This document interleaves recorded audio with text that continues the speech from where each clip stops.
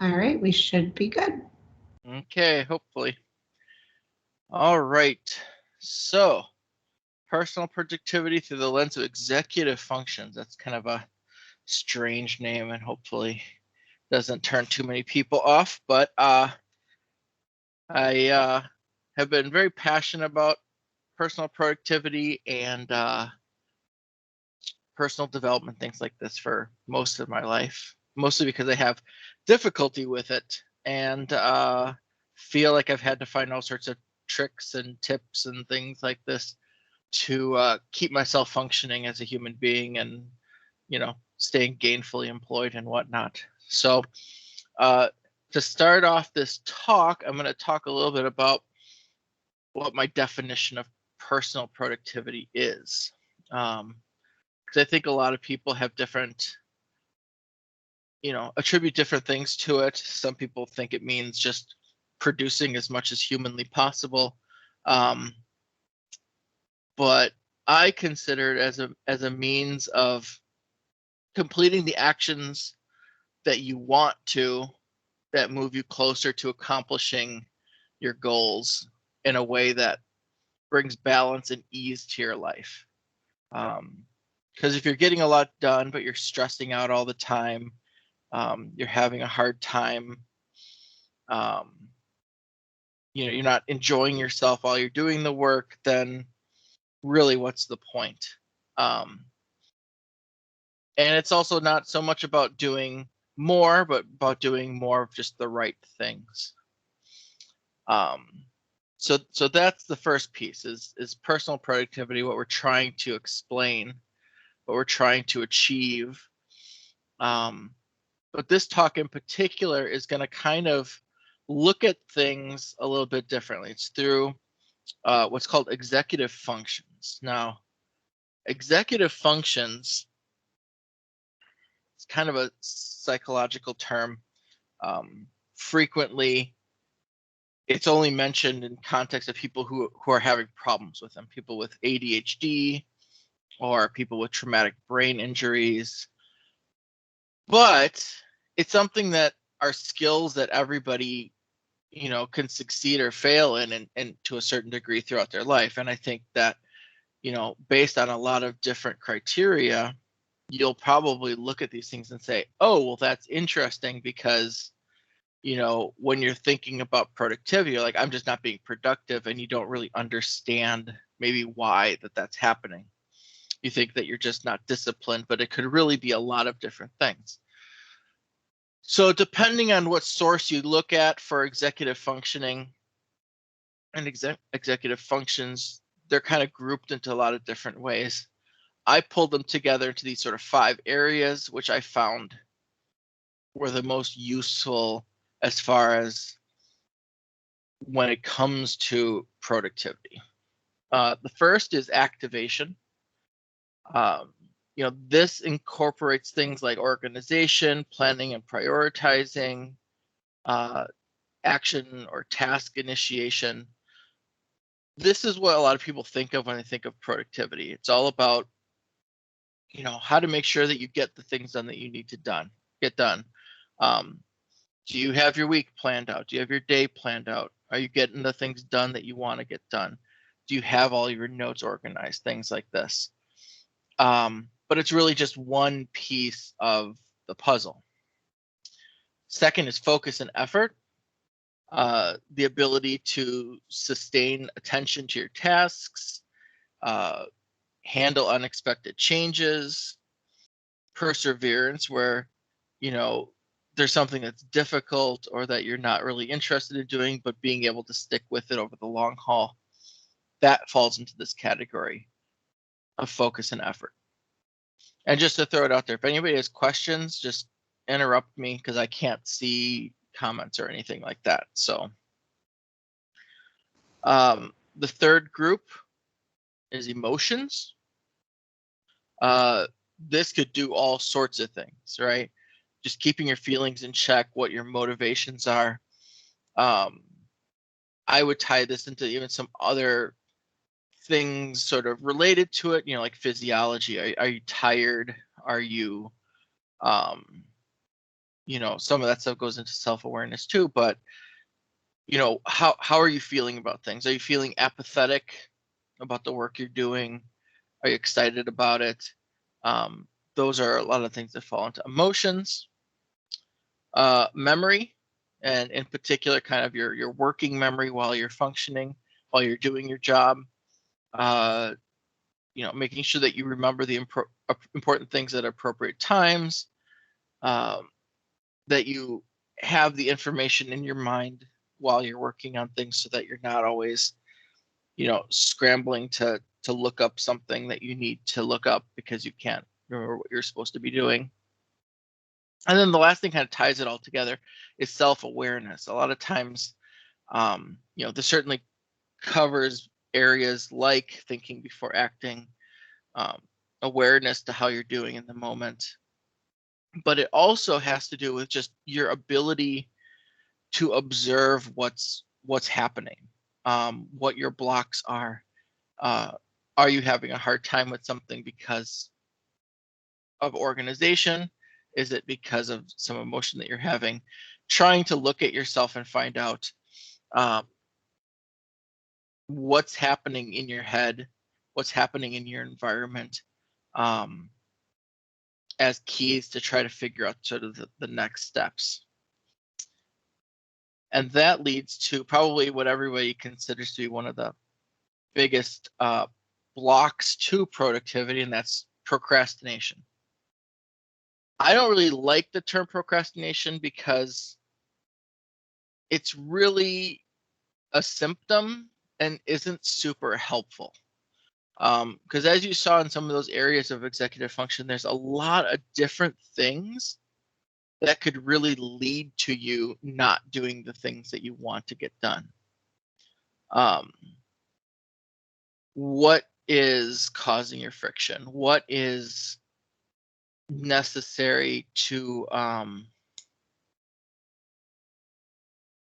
move forward, and that's what I hope to solve with the bulk of this talk. The bulk of this is going to be going through different sort of questions or tactics that are going to help you kind of address things that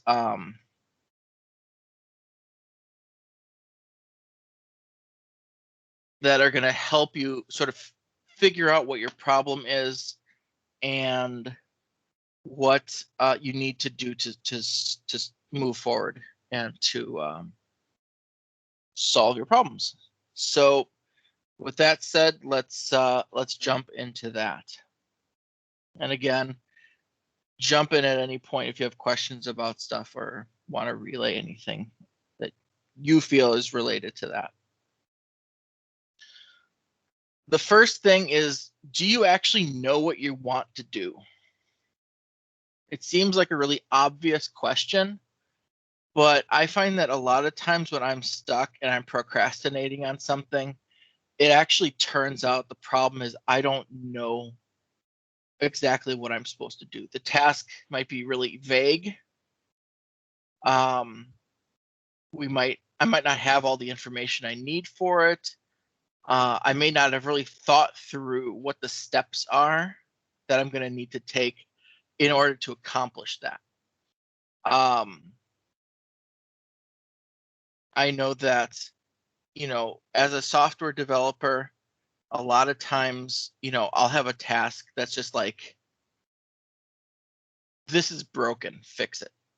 And you might put off on that because your brain actually knows that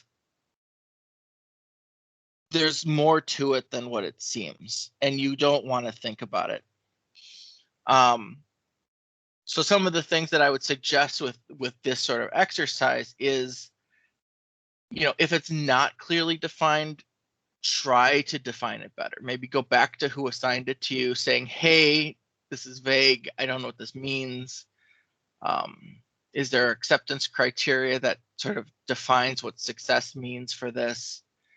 If it seems like it's a bigger project, can you break it down into smaller chunks? If you don't have all the information you need, maybe you're dealing with a third party. maybe you're dealing with other team members. What information do you need? Can you reach out to somebody and get that information? Break down what those next actions could be for you. What pieces of it do you think need to be done first?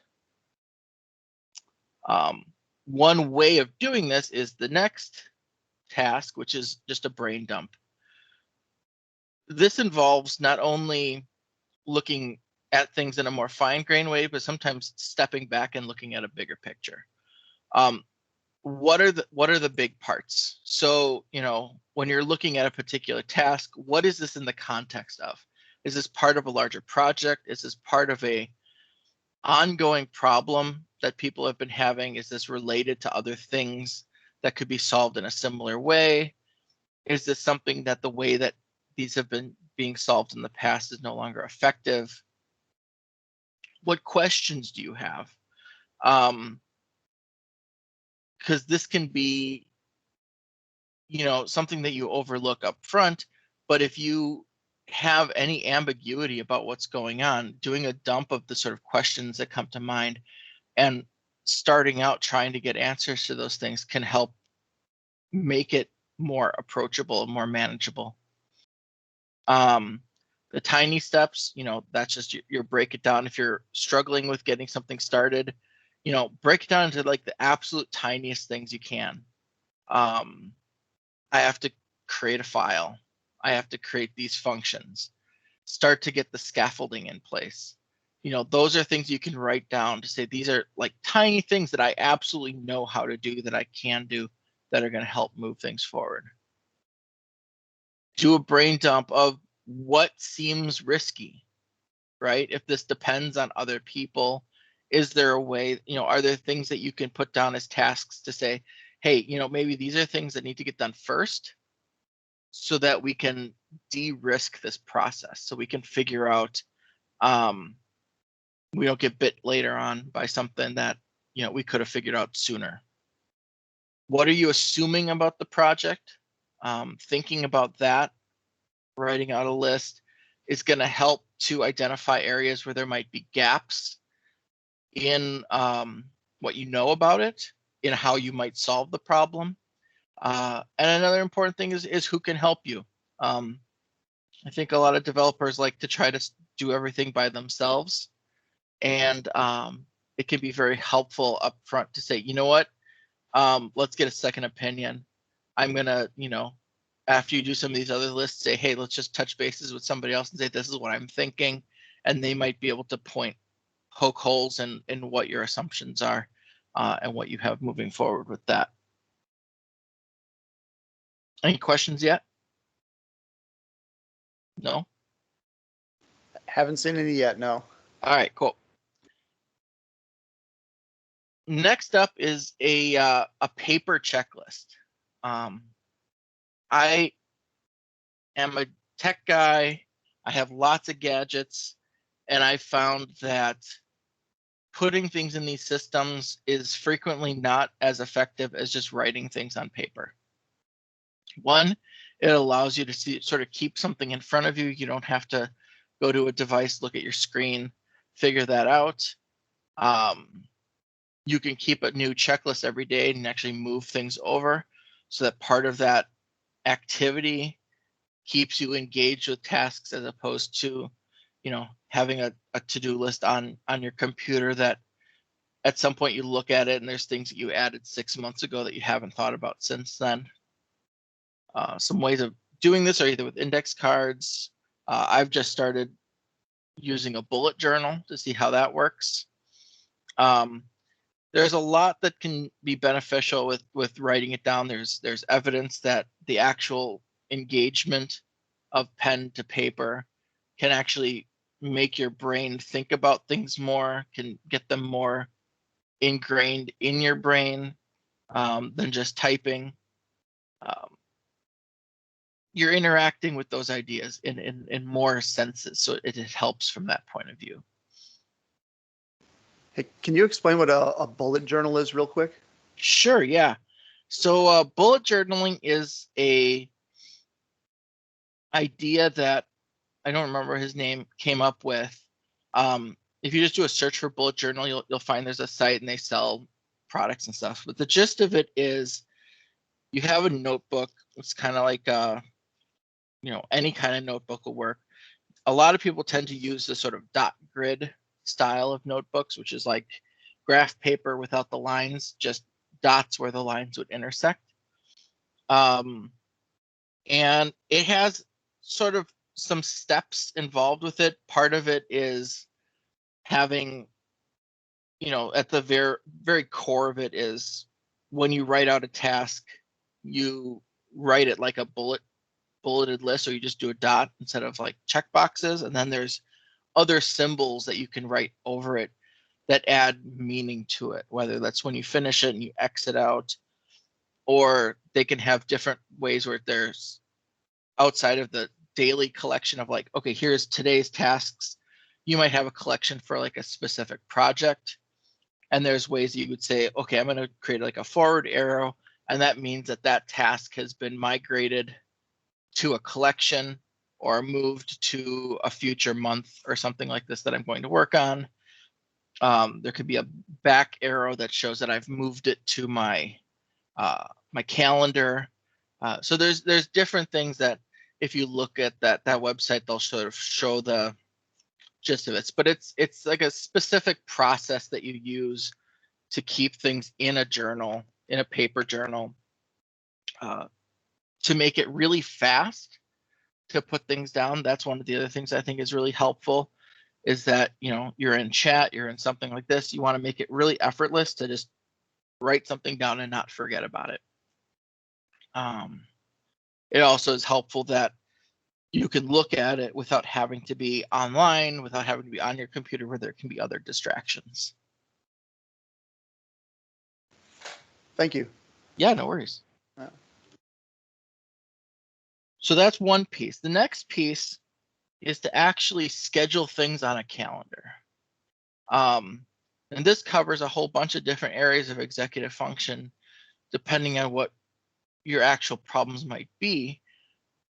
But this sort of helps with, I think especially for people who are doing what would be sort of qualified as like deep work, things that require blocks of uninterrupted time. If you know that you've been struggling with getting stuff done, or you have a project that needs to move ahead, sometimes the best bet is to say, I'm going to actually put a block of time, probably 1 to 4 hours on my calendar and say, during this time, I'm busy. I'm going to get something done during this time. Don't interrupt me. You might even shut down, Slack, turn off Outlook, put your phone in airplane mode, whatever. But what's important with that is to try to actually create an objective for that time. Don't just say, well, I'm going to work on this for 2 hours and then see where I get. Like, actually try to have something that you want to sort of, ship by the end of it. That doesn't necessarily mean deploy to production, but something to say, okay, this is at least done. And one of the reasons that helps, and this is the self-awareness piece of things, is I suffer from perfectionism, where I can work on something practically indefinitely, as I'm rewriting, refactoring, looking at stuff, being like, no, I don't like the way this works. This doesn't feel right. I need to change it. Those are things that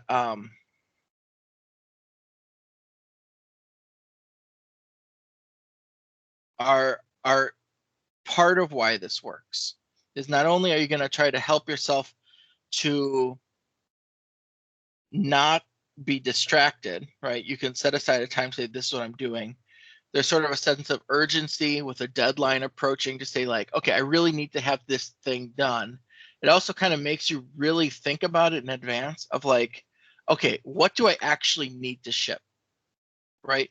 What's the like minimum viable thing that I can do that'll say, yes, this is done. because a lot of times it's sort of an incremental process where I might even say, okay, well, I want to make sure I get this thing done in this 3 hours. So I'm actually going to spend the first hour like doing the scaffolding, the bare bones that are sort of necessary for that. Because then it's just progressive enhancement, right? It's saying, okay, this is like the flow is there. Let's now try to like fill in the gaps, make things a little bit better. What are the most important things so that when you run out of that time, you can feel confident, like, okay, you know what, I feel good that this is done, this is ready to go. There might be other tasks down the road or other times where you're going to want to say, okay, well, this piece is going to need to be rewritten or whatever, but that's the gist of it. Related to this, and it can be helpful in conjunction with this, is that the Pomodoro Technique. And there's a lot of other things that are similar to this. But the gist of it is these sort of small time blocks within that sort of bigger time, where you say, with a Pomodoro Technique, you decide what you're going to work on. You set a timer for 25 minutes. And you say, okay, well, when the timer goes off, I'm going to stop and I'm going to take a 5-minute break. And then usually after you've done that for 4 different times, you'll take a little bit of a bigger break. There's different variations of this. There's one I've heard of called, it's by a group called Ultra Work. And they have a whole spreadsheet that'll help you track things. If people are interested in that, I can find a link for that as well. But this does a lot of, activation and focus kind of things, because if you're putting off something, sometimes just the knowledge that I'm only working on this for 25 minutes and then I can take a break will help you really get started and will help you focus, because you're like, if I go to check Facebook or I go to check my email or something like this, like, I'm going to mess this up. Like, I'm not going to get anything done in this 25 minutes. Like, I just need to focus for this 25 minutes and then I can do whatever other things I need to do. And get in there. And if 25 minutes seems too short for you, I've seen people move that up to, sometimes it's a 50-minute work with 10-minute break, things like that. But the gist of it is to have it a small enough time where you feel like a certain degree of urgency to get something done during that period of time, where it's just a series of little sprints to say, like, okay, I just need to do this. I just need to get started. I know what I can do. And also looking at like a 25-minute window, you're going to naturally break down what you do to something that can, ideally fit within that window, which is going to help with a lot of those other pieces of planning and focus. I mentioned this a little bit earlier, but turn off notifications. I have almost every single notification turned off on my phone. I think the only things I have enabled are my calendar and literally like my text messaging. I think I have Facebook messaging too, because very few people send me things through that. But my email, Facebook, anything like that, I have badges disabled for everything. The last thing I need is a little red dot saying, hey, there's an email sitting here for you that you haven't read yet. Because I know that I'm going to go in there and check it often enough that I don't actually need it to tell me that. I would rather say, you know what, I'm going to check my email once or twice a day. I don't need to think about it the rest of the time. For someone like me, like, those badges are very, very annoying and very distracting. When you're in some of these things, especially if you're doing those Pomodoros, yeah, close Outlook, close Slack, because somebody sending you a message is gonna derail that whole window of time, especially with Slack. Hey, you know what? If somebody messages you something and asks you a question, if you're doing a 25-minute Pomodoro, just say, you know what? I'm going to open Slack and just check to make sure there's nothing important there at the end of this. People can wait 25 minutes. It's usually not something that important. And yeah, I think the first time I set up my most recent phone, it's like it would actually pop up a notification every time I got an email. And I was like, are there really people that get so few email that isn't absolutely infuriating? Because my phone would be buzzing continuously. So yeah, turning off notifications is going to be a really key thing to not be distracted when you're trying to actually do anything. Now we're going to move into some of the stuff with emotions here. Asking yourself why is sort of a helpful thing, because a lot of times you just do stuff because it's your job or whatever, but connecting what you're doing with things like your values and your goals and knowing what those are can frequently help fuel and make what you're doing more meaningful. It can help fight apathy where you're like, this doesn't matter. Because if you're doing something and you really think that it doesn't matter, you're going to have a really hard time doing it. So whether you have to talk to other people to find out, like, why is this task being assigned to me? Why is it even a task to begin with? Like, understanding that stuff is going to help you connect the thing you're doing with the actual objectives as to why that exists and why you should care about doing it.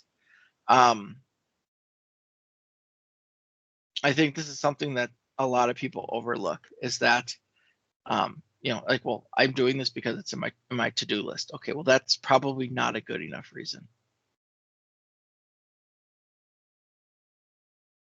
Next up, fear of failure. This is especially true when you have sort of bigger projects, maybe that haven't been fully scoped out.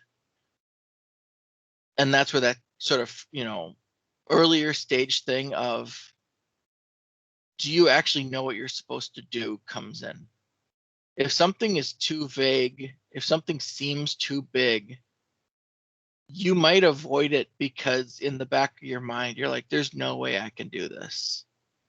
Like, I have no idea where to start. I have no idea how to finish this.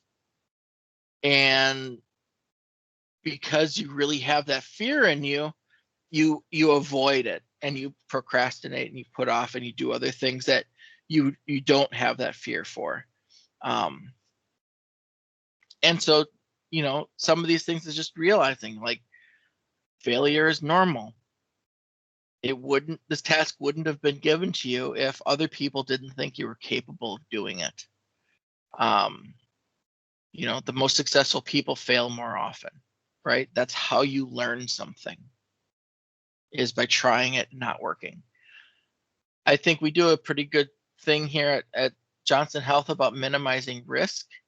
I know that when I got started, especially with pull requests and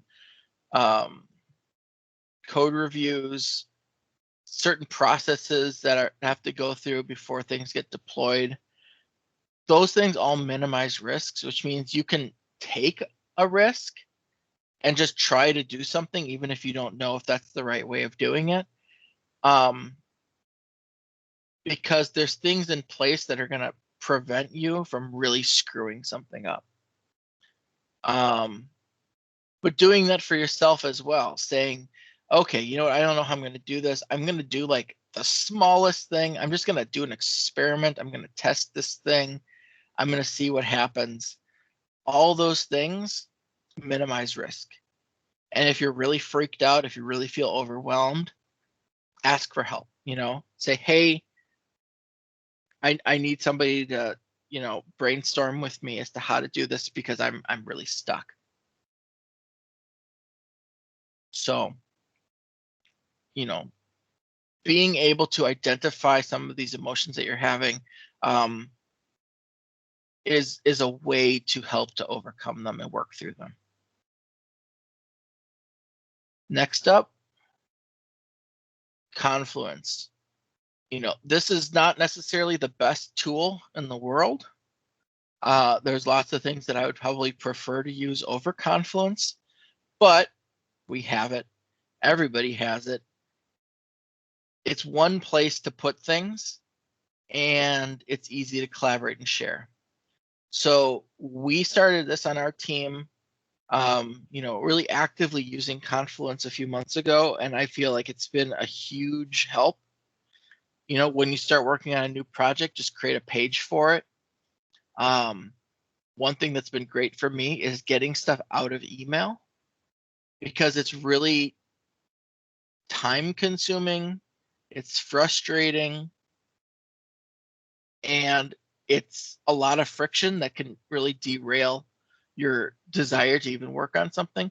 If every time you want to work on something, you have to spend 20 minutes digging through your email to try to find that link to that documentation, or what were the passwords for this? What were the keys?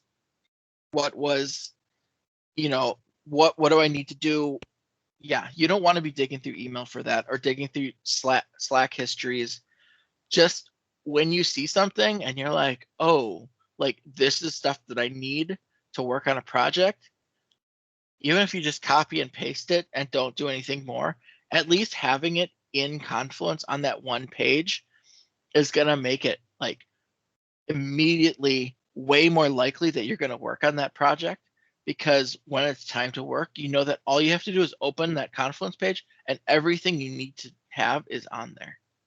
And if you find like, oh, like I have a question, I don't know what to do, like put the questions in there. Like as you're working on stuff, just document everything, throw everything in there, because then you can like have questions and you can send that page to somebody else on the team and saying, hey, I have a bunch of questions. Can you take a look and see if you have the answers for these? And if it's somebody outside of the organization that's not going to have access to Confluence, yeah, just paste those into an email, shoot it out. And when you get them back, paste that back into Confluence. Because then that means that anybody else that wants to work on that project or has to pick up, stuff to help you with, all of that's in there. It's really easy to share. It's, it's not the best sort of a wiki, but it's a really great place, just having everything in one place. Another thing then that ties in a couple things that we've talked about before is this idea of object impermanence. A lot of people may not have heard of this. This is especially true with people with ADHD, but I've seen it common and with a lot of people. If something's not in front of you, you like forget that it exists. If you have if you go to your refrigerator and you open up those like drawers on the bottom and there's rotting fruits and vegetables in there, you might have a problem with this. You put things in there, you don't remember that you have them, so you don't use them in the amount of time to do that. Well, this happens with work too.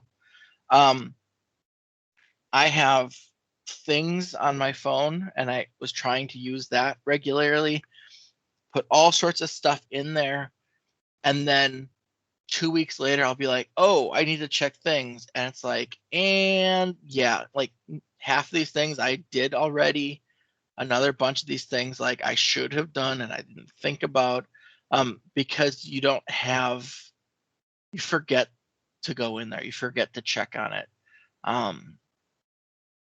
Having visual cues can help you. Related to this, although probably not exactly object impermanence, is, you need to remember to take something with you when you leave. So you put your keys on top of it to make sure that when you leave, you can't leave without your keys. And so when you go to grab your keys, you will physically see that thing and remember to take it with. This can be very helpful. Again, this is why I do the bullet journaling, having my notes on paper, because If it's sitting on my desk in front of me, I can see things. I can say like, oh, I haven't created my task list for today. I need to think about that, and then you do it, as opposed to just reacting to everything around you. I'd like to just kind of chime in and add that I found very, very valuable the kind of listing method that Adam Savage recommends in his book Every Tool a Hammer. I think it's called that. Anyway, yeah, that same kind of thing. And I am somebody with ADHD, so this is I'm trying not to feel a little attacked here. But yeah, so it's notes, whatever that may be, have really helped me out doing that. In fact, I've had to set a lot of alarms on my phone lately for things that I can't have to remember at specific times. So just wanted to add those things. Yeah, I'm in the same boat. There's a lot of things that I might even have like a calendar event with an alarm, but because the phone alerts for those things aren't super naggy and persistent, if there's something really important, I'll actually go in the clock feature and create an actual alarm that will sit there with some obnoxious noise until I literally turn it off. Just because I know, like, I need to know that this thing is happening. I don't want to miss this appointment. So at this time, I need to make sure my alarm goes off to tell me to go do that. Because if it's just, hoping that I feel the vibration on my wrist from my Apple Watch, it's not going to cut it. I touched on this earlier with perfectionism. A lot of people have this problem. It really comes down to fear again. So this starts to tie into emotions. You feel like things have to be perfect, otherwise people are going to judge you. They won't take you seriously.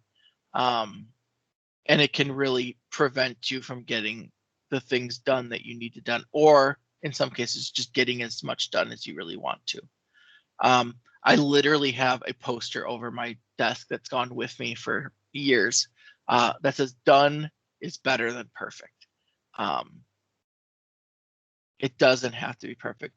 Just get something done, and then if it's not good enough, then you can go back and fix it. But you'll have more information then as to what's necessary.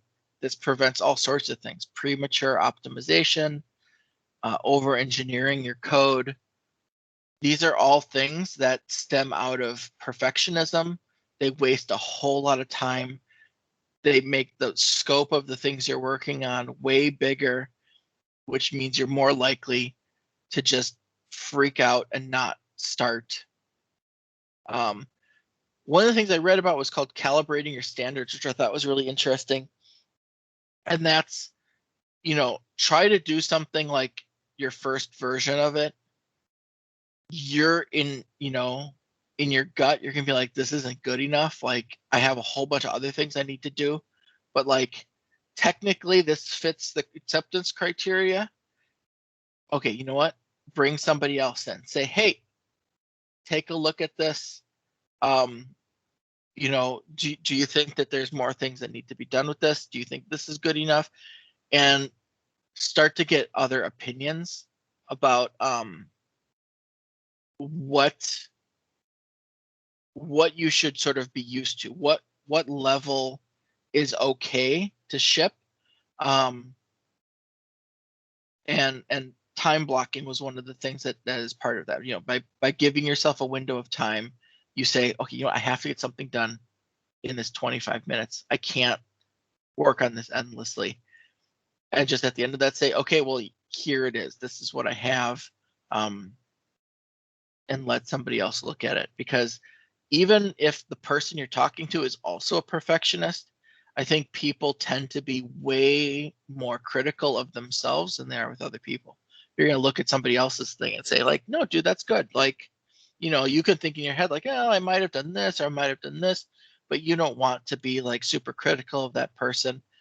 And so you say, no, actually, like, that's good, right? And that's a balancing act that you have to play to try to figure out what that sweet spot is. And then this is actually the last one I have is, where is the friction? If you find that you want to do something, you need to do something and you're not doing it, like sit with it for a minute. Like, I've even heard some people walk through processes where if you're feeling resistance, like to try to visualize it in your body. Like say, where am I feeling this? Am I feeling it in my stomach? Am I feeling it in my chest? Am I feeling it in my shoulders? And maybe even some like weird woo stuff of like, okay, what shape is it? What color is it? But what you're trying to do is to bring awareness to what is going on. Because if you just jump from I'm feeling resistance to I've gotten rid of that resistance, you've gone off to do something else. You're not actually addressing the problem.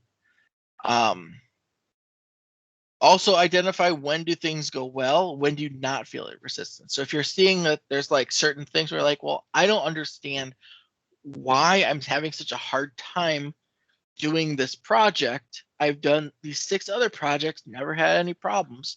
Like that's information, right? Think about it and say like, how is this different from those things? And that might give you information as to what's the problem, what's going on, what's happening, why are you avoiding this, what's happening. Yeah, and this ties into some of those other things. It might be something unrelated to the project. It might be like, well, those projects went really good, but that was 2 months ago, and now I'm dealing with these other things in my life that are unrelated, but they're having an impact on my ability to work. What you did prior to the pandemic and your ability to function is different from now. Everything's different. So even if it's a similar project, well, now I'm not getting things done because my kids are screaming in the next room, or I'm at home and I'm not in the office, and that makes me think about things and approach things differently. So trying to find ways to work through these things, trying to be more aware of what is going on inside of you. Those are, the first step to sort of narrowing it down. Lastly, if there's any questions from things I talked about or other issues that you've dealt with that you are curious about potential solutions for.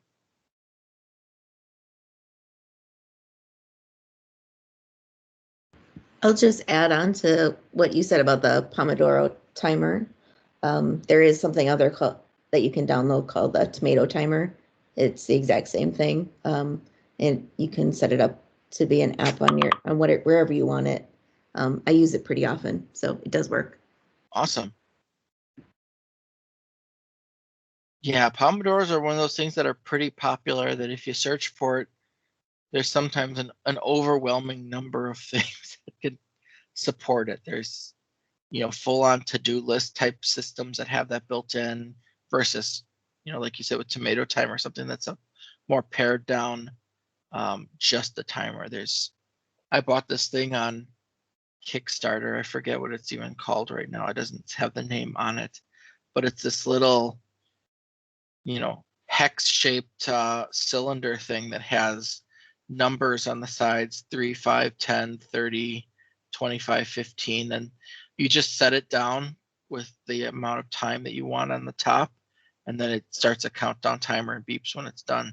So if you're doing the Pomodoros, you just hit down the 25 and wait until it beeps, and then you can move it to 5 and go with that. So that's been pretty helpful too if you don't want to mess around with software.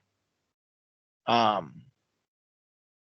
other thing I'm going to throw out there is that one of my goals for this year is to sort of become more, develop my skills with coaching.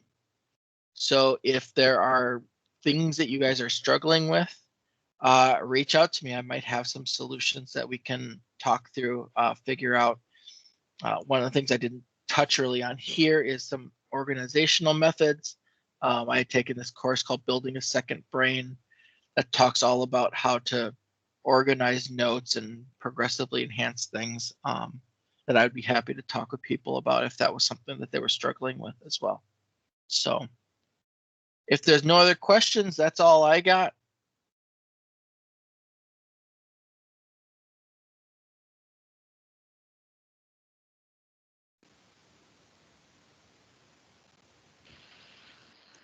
Thanks so much, Andrew. This was great.